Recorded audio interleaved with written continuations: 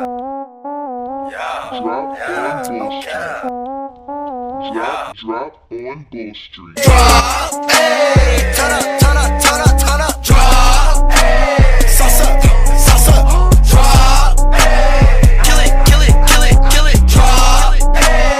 Drop on Bull Street.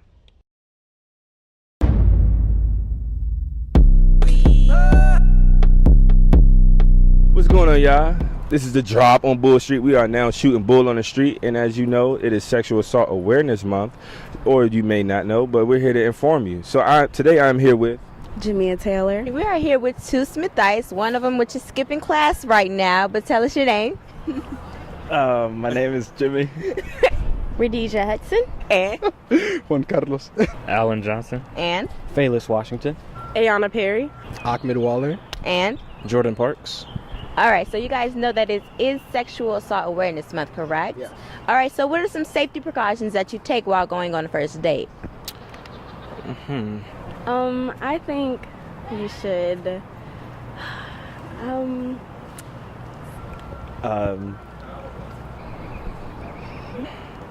definitely know the person you're gonna be going out with before you actually go with them. Well, I let my friends know where I'm going, give them the address. I make sure that I know before I go. And have a code word, like text me or call me if something goes wrong so they can come get me. Blind dates are a no-no for me personally. Why not? Just because there's way too much room for error. So I avoid that altogether. Tell my friends exactly who I'm with, where I'm going, maybe look at his license plate. okay, the whole license plate. You should make sure the person checks out. So you memorize it and everything. You just take a picture. You should make sure what you're wearing is okay, and ask about the person that you're about to go out with, and be safe and make sure someone knows where you are at all times. I'll bring a taser so you can tase the bad guys away. Take some pepper spray with me. Wait, you're gonna date? Like you're gonna tase your date? Oh, for precautions against my date? Yeah. Yeah, I guess the same thing. It's sexual assault, so yeah. Normally, I don't think a guy would need protection. Okay, that's interesting. What about you? So you're gonna take some pepper spray too? Yep. You gotta do what you gotta do. No, I'm gonna bring a gun. So you're gonna shoot your date? Yeah, if she's trying to take something I don't want to give her, I'm gonna shoot her. You see, this is why was a taser such a bad answer then? I can't tase. I mean, it's just the first date. If my date tases me, but I guess if I'm trying to sexually assault you, then I guess you can tase me. That might be the last date. What happens if you don't have pepper spray? You can mix hot sauce and water and it'd be the same thing, right? Say you just you're meeting someone first time and you guys just want to hang out on the block or something like that. Like you're not doing anything too fancy, but even on campus, situations do arise where you can be put in danger. So do you know the phone number to contact campus police? Actually, I do not. I usually look to the website, but I don't think that would be very practical in that situation. 911 is international. I don't know it by heart, but I do have it saved in my phone. I do, yes. Yeah, I have it on my phone. I speed dial. I do. I have it in my phone. I mean, I'm not sure, but I know I have them, on speed dial on my phone, so But we have this beautiful thing right behind me. You run for your life and you press this button. Hopefully, I could run to one of these things and press the button if I don't have the number. You can press the button, right? Use one of the little blue thingies like this. Yeah, would it be this red button here? This convenient red button? I would just go to one of these buttons. Yeah. I actually don't even know if that works. Well, if you're not close, you guys know the number is on the back of your ID card, right? I actually did not know that. FYI. Well, everyone watching, you can find the number to campus police right on the back of your ID card. Okay. Turn it on the back. The number to campus police is right there. TV like that, yeah. Lord. Oh, well, thanks, library, for covering it. No, it's not like that. Thank you. Okay. I did not know that. I don't have an excuse. Here it is. Right? Yeah, you don't have an excuse. And my final question to you, just a little quick trivia question. Do you know the official color of Sexual Assault Awareness Month? Is it yellow? Is it yellow? Is it yellow?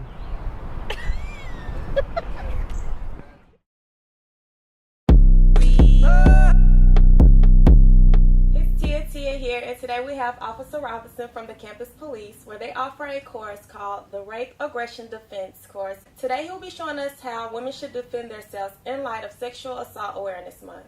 1 out of 3 college students are raped on campus.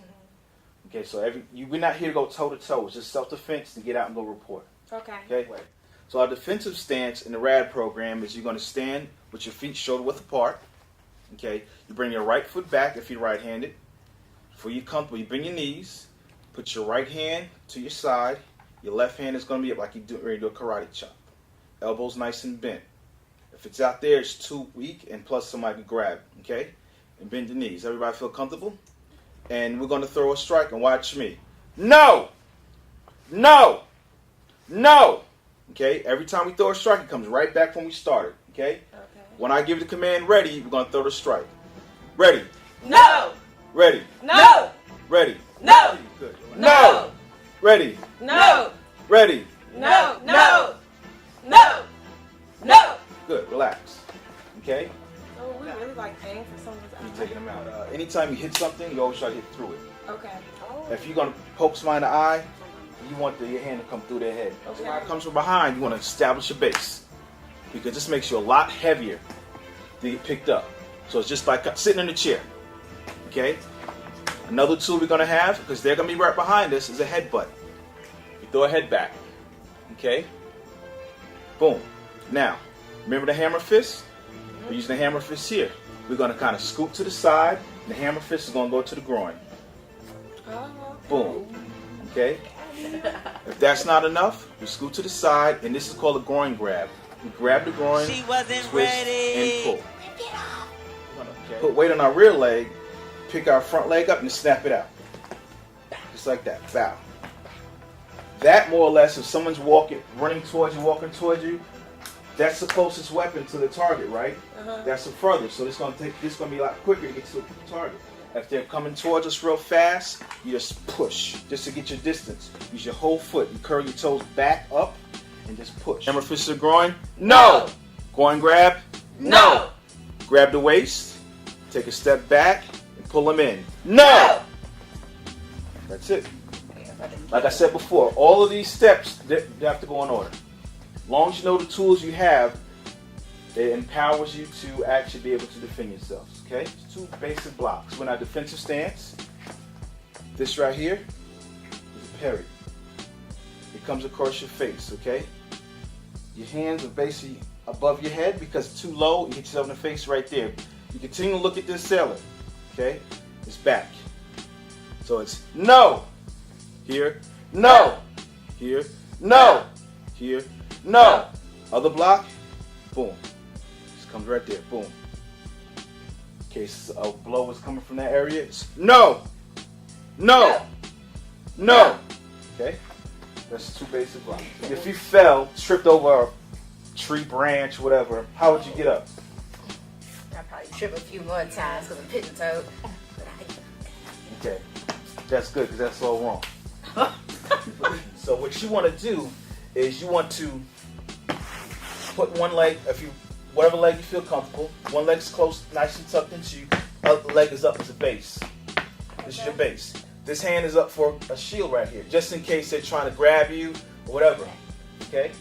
Now, what you're going to do is use your rear hand to get up on your knee. Okay? You're still looking towards him, still his hand is up. Now, where do you think this hand right here is going to go? No. On your. There you go. What does this remind you of? Now, when you stand up, what are you in now? The defensive stance. Yeah. So it's more of a tactical thing to do. Okay? Now, when you're down here, if they're running after you and you don't have time to get up, they're real close. What you're going to do now, this is your base, right? This, you're going to kick. You're going to kick them. And once you establish a distance, you can stand up. Because you don't want to stand up with them right over you, because if you stand up, they could grab you. Thank you, Officer Robinson, for coming today to teach us some defense techniques for our Sexual Assault Awareness Month. And stay on the lookout for the next RAD class in your campus news or your social media network. And Officer Robinson, do you have any other tips for us before we head out? Yes, we try to offer this course every month at the university, but some students don't take advantage of it because scheduling and other reasons. But I would recommend every student, if they have an opportunity to take this course, because repetition is the one way you'll be able to be efficient in all the techniques and moves. Draw. Wow.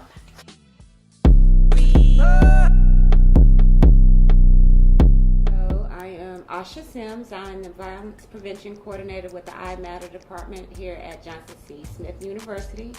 Our program is part of the initiative on this campus to promote healthy relationships, provide education on domestic violence, sexual assaults, understanding what consent is and ways that we can keep our campus and our students here on the campus healthy and safe, and exploring more about who they are as they start to engage in relationships.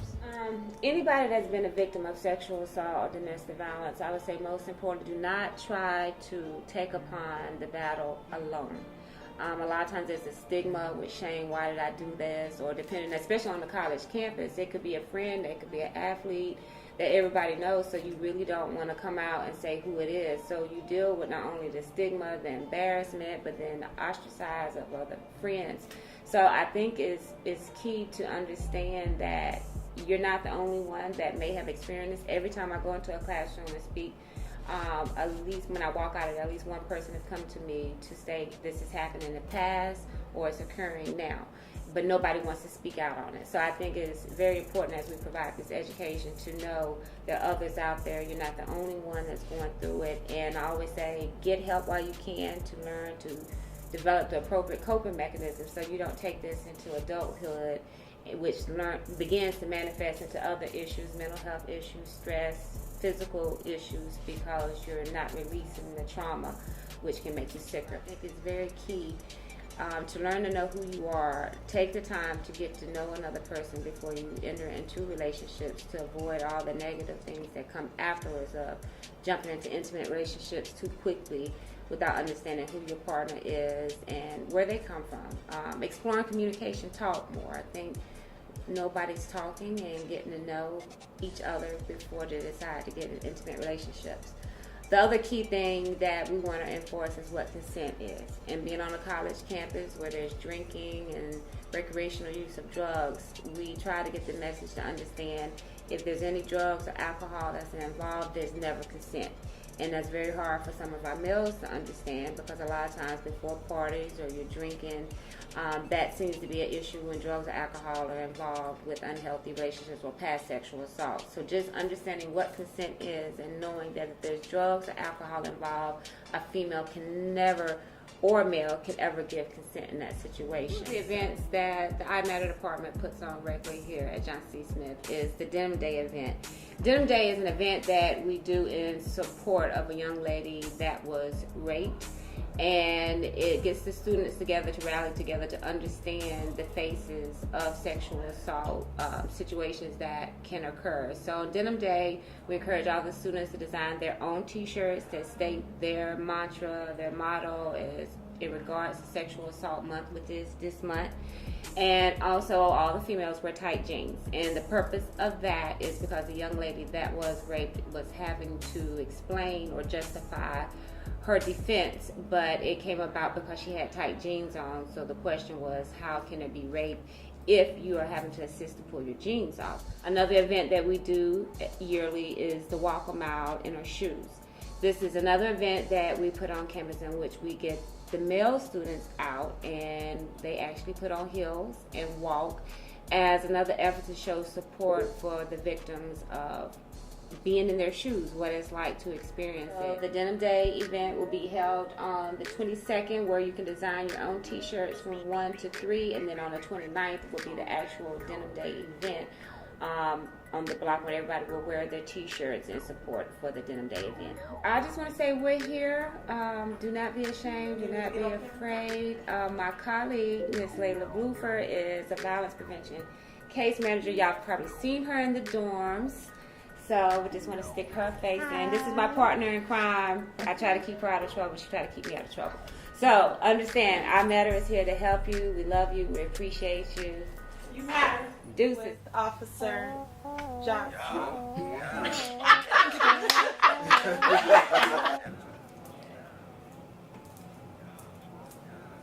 Right. No, I don't know. No. 3 years and you never knew? You never looked on the back of your ID card? Never. I never had a reason to, so, you know. I guess we never get assaulted. Where'd my day go?